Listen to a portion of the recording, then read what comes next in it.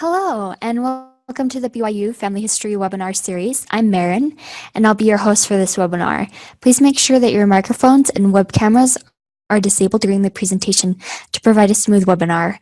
Our upcoming webinars are July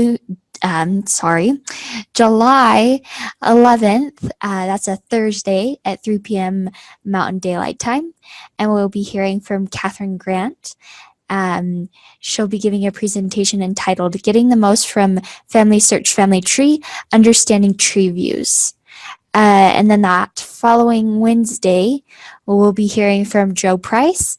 He'll be giving a presentation on family name networks. And then following that, we'll have a presentation with James Tanner, and he will be speaking on the Ultimate Digital Preservation Guide. And then the last webinar of the month will be on the 25th. We'll be talking about why DNA for genealogists with Sarah Stoddard. And one second here. All of those webinars will be recorded and posted as soon as we have finished broadcasting them and doing post-production. If you'd like to access a previous webinar, you can visit our webinar index on our website or search our YouTube channel. All of our webinars are recorded and uploaded the following Monday for your convenience. We also post links to the recordings and other updates on our Facebook and Twitter accounts. During the webinar, if you have any technical difficulties, you can use the chat box and I can help you out with that. You're welcome to use the chat box during the webinar for comments and insights. However, all questions will be addressed at the end of the presentation. For today's webinar, we're hearing from Kathryn Grant, who will be giving a presentation on navigating in FamilyTree.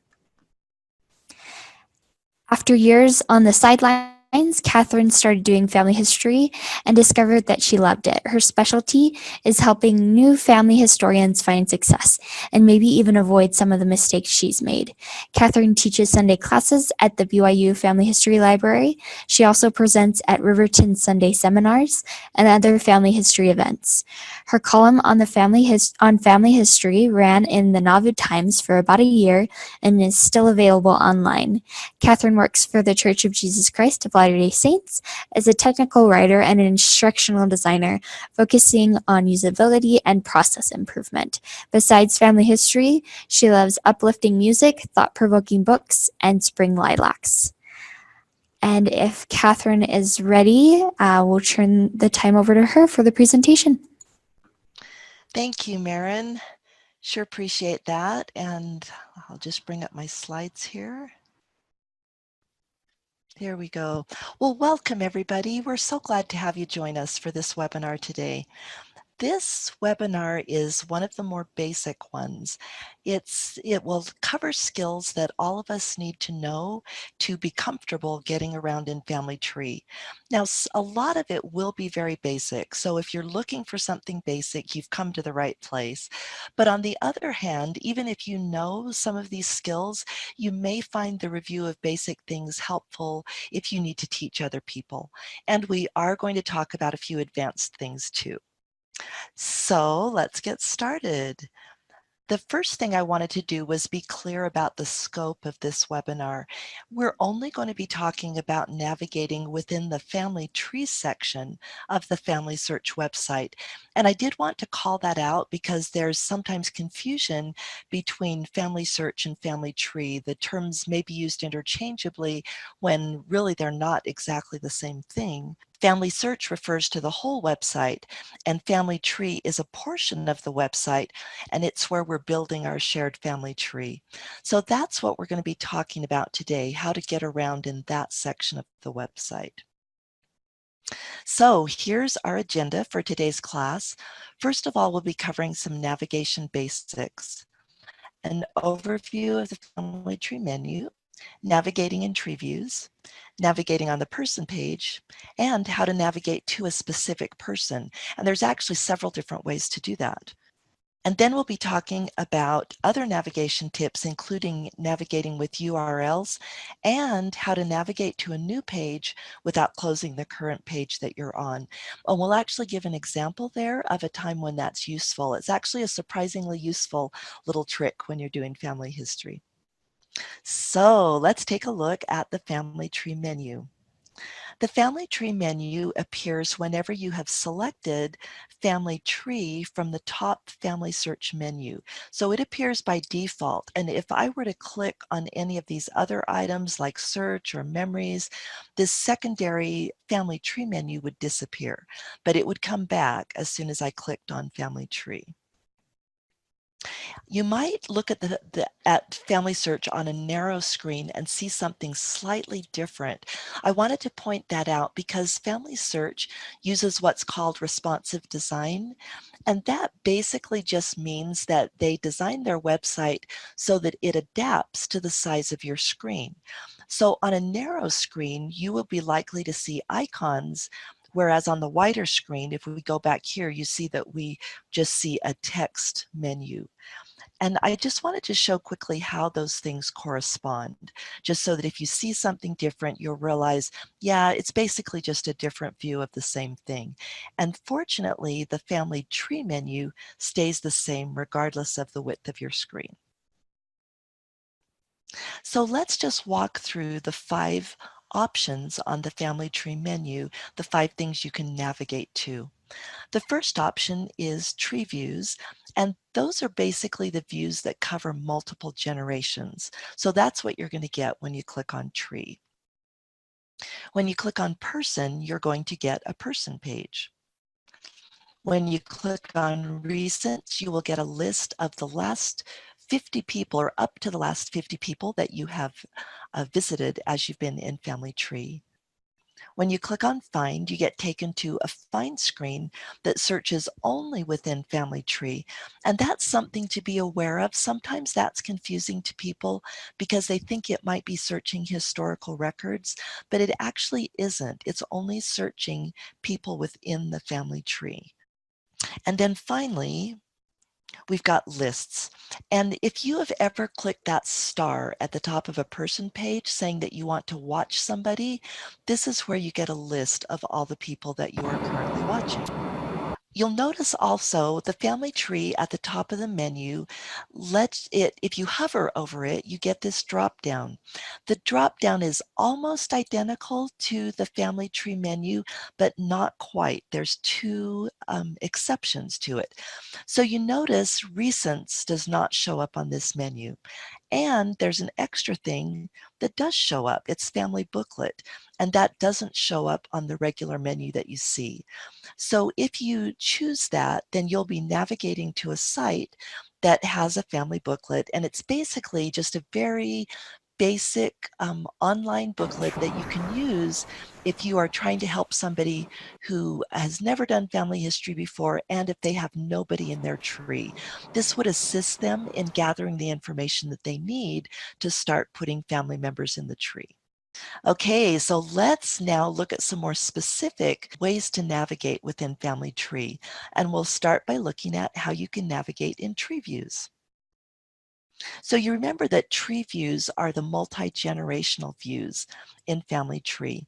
There are 4 different types, and if you want to see the types, then you just click this menu up here at the top, and you get a drop down that shows the types: landscape, portrait, fan, and descendancy. And let's go quickly through those and just show you the basics of navigating in each one. Now, before we get into that, I wanted to introduce a concept or go over a concept that is important in understanding tree views, and that's the concept of a root person. Basically, the root person is kind of an anchor person, or you could say a point of reference. It's kind of the person that is at the center of the tree.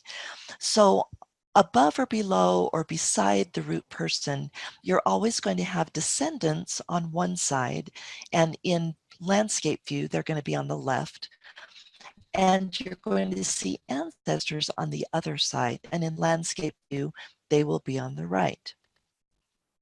On the right side of all of, or let me let me do a take two there. On the right side of the ancestors, you may see arrows such as are pictured here. If you do see arrows, you can click them to view more ancestors. And it's also the same with descendants. If you see arrows on next to descendants, you can click those arrows to display even more descendants.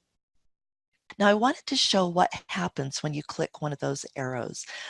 I clicked an arrow here to see the ancestors of James Lehman and Margaret Young.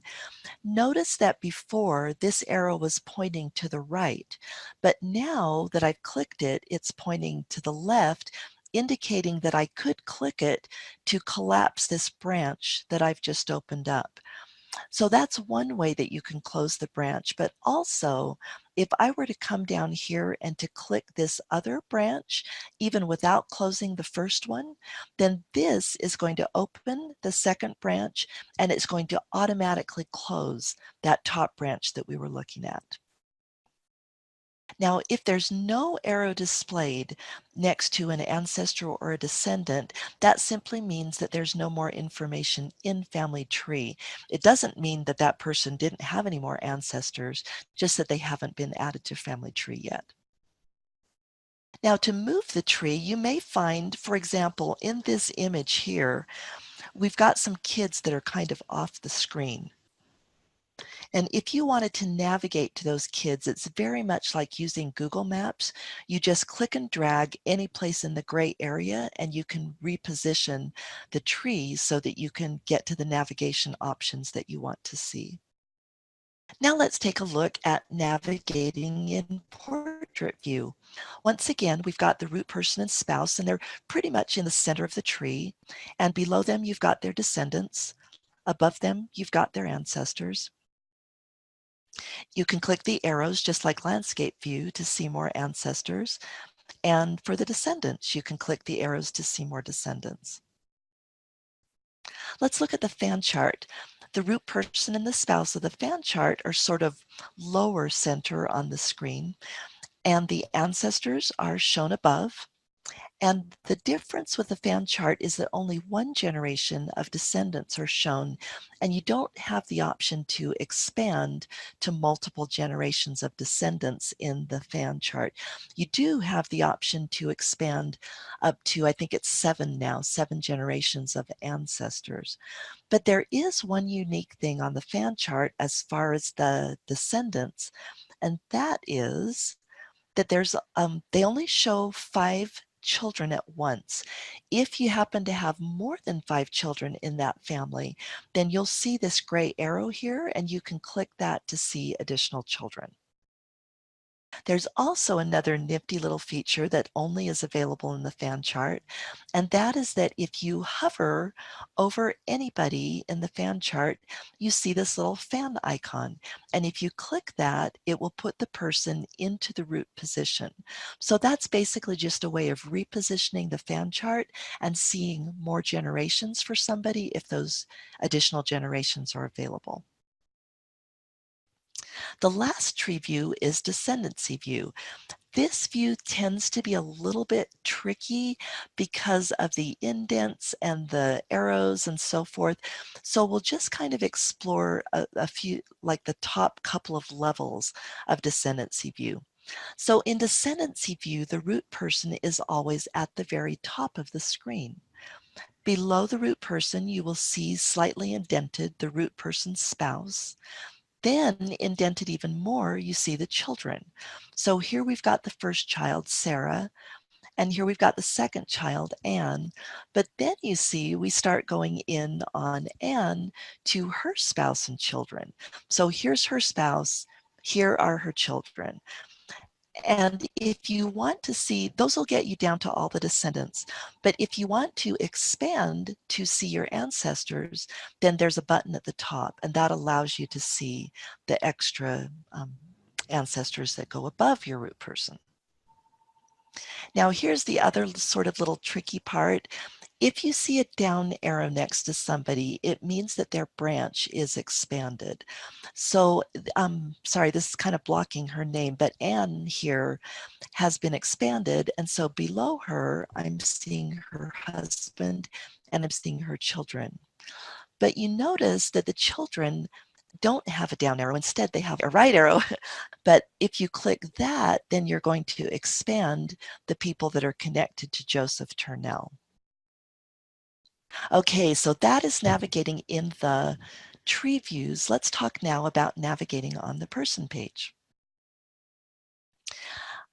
If you go to a person's person page, you'll see first of all this little tree view up here.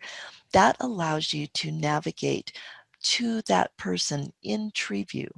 So if I click that, oops, okay, this slide got out of order, you guys, I'm sorry. So we'll hold that thought and we'll come back to the tabs here. So this slide should have actually appeared before that one that we just saw. So on the person page, if you want to see the different sections of the person page, then you click any one of these options. So details will take you to all the vital information and the family relationships. Timeline takes you the timeline, sources to sources, etc. Okay, here we are back now. So here, if you click this tree view, we're going to go really fast over that slide. And this is what you would see if you click tree view. You get to that person in the root position. And then if you click person, you come back to that person. And you basically would get back to this page right here if you click person from tree view. Okay, now we will look at navigating to a specific person. And there are actually 4 handy ways that you can navigate to a specific individual: using links in the summary card, using the recents list, using find, and then also using ID numbers, or as I prefer to call them, PIDs, which just stands for personal ID or person ID. So let's look at links in the summary card. Here are the basic principles. Names in FamilyTree are almost always clickable. There are a few exceptions and you can discover them. I think if I remember right, the changelog, there might be some names that aren't clickable in the changelog and maybe some other areas. But most of the time, when you see a person's name, you can click on them. And when you click on them, usually what you will see is their summary card. Again, there are a few exceptions to that, but most of the time you're going to get the summary card. So let's take a look at how you can navigate on the summary card. If you click tree, then you can go to tree view with that person in the root position. If you click person, you can go to the person page with that person in the root position. And of course, that's useful if you've brought up the summary card from someplace other than the person page. Now, here's a trick that sometimes isn't widely known, and that is that clicking the name also goes to the person page. So you've got both those options to get to the person page. Clicking sources, discussions, or memories goes directly to the relevant tab on the person page. So that's kind of a shortcut actually. Say you were on tree view and you wanted to get quickly to Joseph's sources, then you'd just click his name on tree view, you'd see the summary card, and then you'd click sources and it would go straight to sources on his person page. Let's talk about the recent list. So this is a very handy way of navigating to anybody that you visited recently, and it holds your last 50 people that you've viewed. So if you click the name of somebody in your recents list, it will go to the person page. If you click the tree icon or the pedigree icon, it will go to that person in the tree views. Now here's a cool feature. At the top, if you type something into this box, it's actually going to filter your recents list to show only people that match whatever you typed in. Now that what you typed there could be a full name, part of a name, and oh, sorry, I forgot. I wanted to show here how it had it had restricted that list or filtered it just to the people that match whatever I typed in the upper box there. But it also works with PIDs. So for instance, if you have a PID on maybe say a research log or something, and you want to quickly get to that person in FamilyTree, then you can just copy and paste it into that filter box at the top of the list, and then it filters to the individual that matches that PID.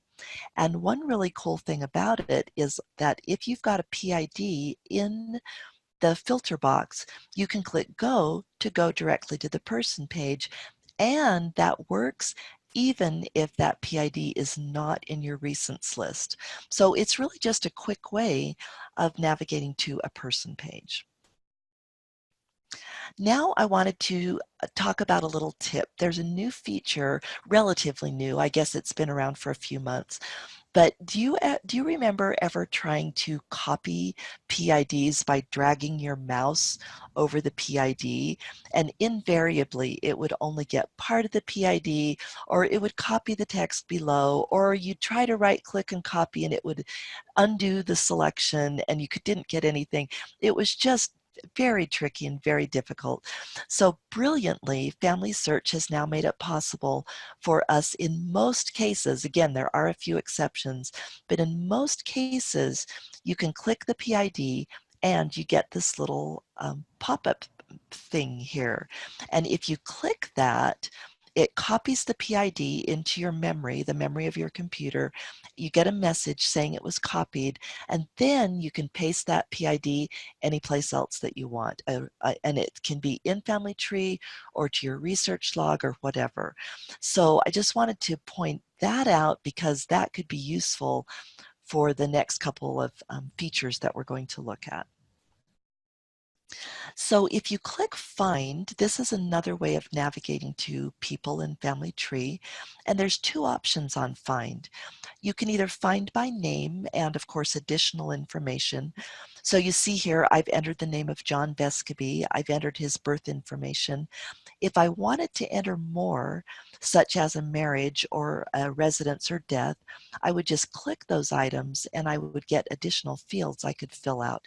Same for the relationships here. And then I'd click Find and I would get a list of people that match. And then I would click whatever person I wanted to look at, and that would allow me to navigate to them. Less known a lot of times is the other option to find by ID. So this could be a place where you might want to paste in an ID that you'd copied. And when you put it in, you just click Find, and it goes straight to that person. Here is a cool thing. If you're kind of more on the techie side, you might enjoy this. And I would say if you're not, don't worry about it because you don't have to use this feature. It's just kind of a cool feature if you're so inclined to use it. So FamilySearch has been brilliant in the way they've structured their URLs. And any page that is about somebody, so for instance, if you're looking at a tree view about somebody, or if you're looking at a person page about somebody, their PID is always going to appear in the URL. That means that it's really, really easy to just erase that PID and paste in another one.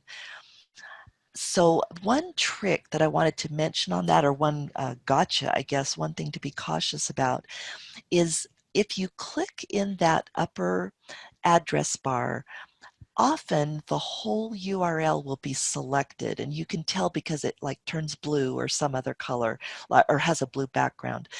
If you start erasing the PID when the whole thing is selected, it'll erase the whole thing. So if you get into the address bar and you see it selected, just click in the address bar again and it will take the selection off, and then you can edit the PID. Finally, we just wanted to share a few last navigation tips. So again, I mentioned just how logical FamilyTree's URLs are. Here are some simple ways you can navigate. If you just want to go to tree, familysearch.org/tree, find, tree/find. A person page, if you go tree person PID, search, indexing, all of those, if you type those in the address bar, will get you to that URL. Now, a lot of us aren't going to necessarily type that every time we want to visit something, but there's a cool trick with most browsers.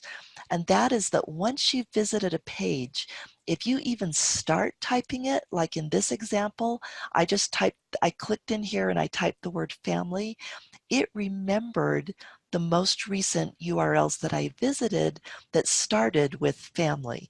And so if I want to go to tree, then I just start typing family until tree pops in here, and then I hit enter and it takes me to tree. Or say if I see one of these others, like suppose I wanted find or I wanted indexing, I could just click on those and it would take me straight to that URL. It works with PIDs as well. And you do have to have visited it, let me say that. So you cannot just type in a PID that you know, but that you haven't visited recently. But if you visited a person's page recently, you can just start typing the PID in the browser address bar, and it will show you matches, and then you can click on one of those matches to get quickly to that person page. Okay, finally, navigating to a new page without closing the one you're on. That can be helpful when you're reviewing a list of possible duplicates, you're doing a merge, you're adding a person. For instance, in the case of a merge or a person, you might be in the middle of a merge and say, oh, I really need to check on this before finishing the merge, but you don't want to stop what you're doing. You don't want to lose your place. So you can open a new screen and do your checking and then get back to the merge. Same for adding a person. And then also when reviewing your temple reservation list. So let's look at an example of how that's done. The other day, I wanted to add Jane Annie Chambers as a child to Harry and Annie. So I clicked Add Child, and I got this screen that you see on the right, and I filled out all the information that I had researched about Jane Annie, and then I clicked Next. Well, what came up was a possible match. And so I thought both of them look possible, and the first one looks especially good because the unique name matches exactly. It's not just Jane Ann, it's Jane Annie, which was what I had found in my research. So I thought this is looking pretty good, but I'm in the middle of adding and I don't want to lose where I am. I don't want to hit cancel and then check it out and then have to start all over again. So here's how you would open Jane Annie's record to look at it in a different window without losing this one. You would click her name, which brings up the summary card, and then you would click her name again on a summary card. Oh, excuse me, it's control click. So if you're on a PC, you would control click. That means hold down the control key and click her name. Or if you're on a Mac, hold down the command key and click her name, and that will open her person page in a new tab or window. Now, one thing that's a little tricky about this is I've actually never had it open up on top of what I'm working on. Instead, as you see in this illustration, mine always open in a second tab, but the browser doesn't switch to that tab. So a lot of times, if people don't know that, they'll control click the name or command click the name and go, nothing's happening. So what you want to do is watch for that second tab, or in the case of some browser settings, it may open a separate window. But if you click it and nothing happens, look for that extra tab or that extra window. So I'm going to click on this tab to go over to Jane Annie's page, and then I review it and I say, oh my goodness, everything matches. It's got the right birth year, it's got the right name, it's got the right location, it's got the right parents. This is definitely an existing record for the person I was going to add. So I don't need to add them, I can just connect the existing record. So to get back to where I was adding a person, I just close this page. So you can just actually, sorry, it's not showing on here, but the browser tab, you would just click the X to close that browser tab. And then you would get back to the screen where you had been in the middle of adding your person. So then I would just choose to add a match, which is this Jane Annie Chambers we just looked at, and she would be connected to her family. So that brings us to the end of our webinar on navigating in FamilyTree. We talked about navigation basics, an overview of the FamilyTree menu, navigating in tree views, navigating on the person page, and also navigating to a specific person. And then we also covered two other navigation tips, which were navigating by using URLs and also navigating to a new page without closing the current one.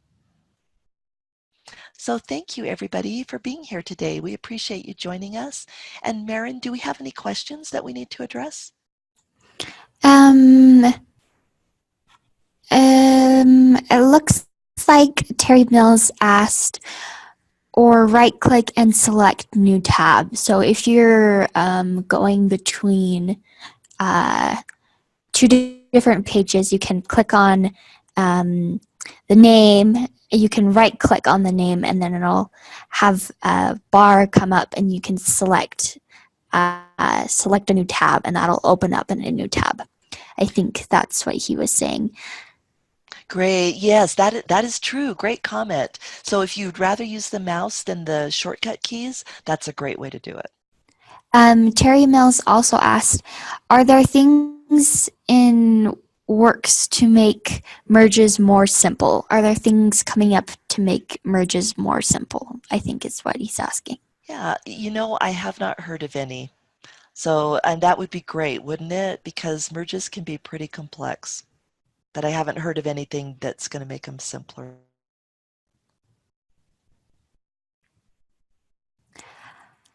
All right, I think that's all the questions we have for now.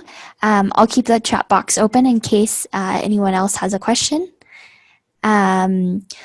Looks like we have a couple of comments. Thank you, new things learned today, and I'll just move over to the closing screen. We will not have any webinars for the next 2 weeks. I am getting married this week, so I won't be able to do any webinars. However, on the 11th, we'll be having a webinar with Kathryn again, and then the 17th, we'll be having a webinar with Joe Price. So we hope that you can join us for that. If you want a copy of this recording, it will be posted on our YouTube page and on our website. Hopefully that'll get done today. If not, it will be posted on Monday. You can reach us at FHL_webinars at byu.edu if you have any comments or questions. And our website is fh.lib.byu.edu. We hope that you have a wonderful weekend, and thank you so much for joining us today.